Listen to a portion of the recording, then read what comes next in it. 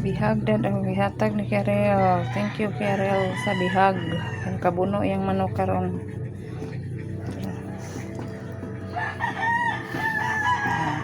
Ngayong hapon guys, magluto ako og bihag guys. Natag ni Karel sa mga silingan kay manari na sila dili sila ka og bihag.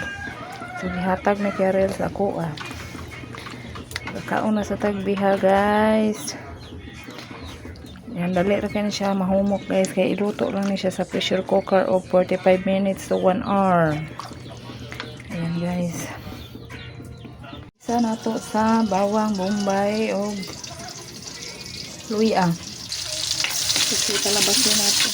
Wala sa atong pag-open ang duga, pagaling ng duga sa manok. Saka natin ilagay sa pressure cooker. Tapos labasin natin yung katas niya, sariling katas ng manok. Nilagay ko na yung bawang, luya at bombay. Nilagay ko na guys. Pag wala na itong sabaw, wala na yung sabaw, saka na natin ilagay sa pressure cooker. Tapos lagyan natin dito ng maraming paminta. Ganun-ganun mo lang. Guys, lagyan na natin ng maraming paminta. Ayan na guys, kumulo na siya guys. Maya-maya, pag wala na itong sabaw, ilagay na natin sa pressure cooker para palambutin. Lagyan ko to ng tanglad at espada. Maraming sila espada para maanghang-anghang yung sabaw.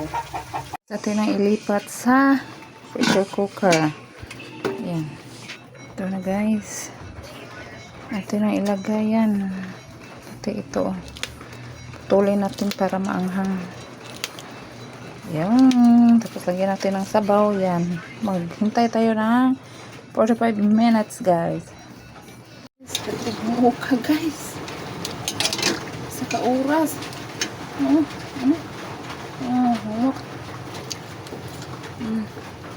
Grabe ang humok.